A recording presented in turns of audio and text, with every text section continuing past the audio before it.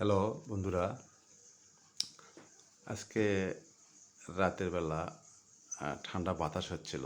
ছাদে গেছিলাম, যে দেখি আমার ড্রাগন গাছের একটি ফুল ফুটেছে। ফুলটা আমি নিজে হাতে পরাগায়ন করলাম। এই যে আপনারা দেখতে পাচ্ছেন, পুরুষ ফুলের একটা পাউডার আছে, সেই পাউডারটা নিয়ে স্ত্রী ফুলের ওপরে লাগালে তাহলে পরাগায়ন হয়ে গেল। এর আগেও আমার ছাদে প্রায় 10টি ফুল ফুটেছিল একদিনে। এভাবে আপনারা পরাগায়ন করবেন, যাদের এরকম ছাদে ড্রাগনের গাছ আছে। এভাবে পরাগায়ন করবেন, পরাগায়ন করলে ফলটা বড় হয়।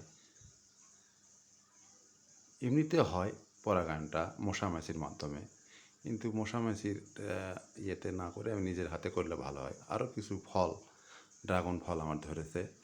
এই দেখেন, কেবল ছোট। এর আগে 10টা ফুল ফুটছিল, তার মধ্যে এগুলো দেখেন। এই ফলটা খুব মিষ্টি এবং সুস্বাদু।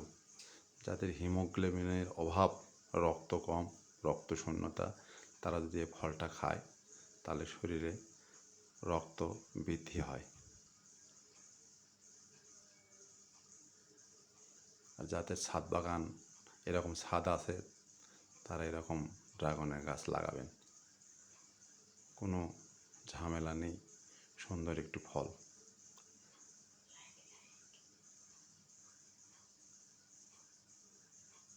এই গাছটা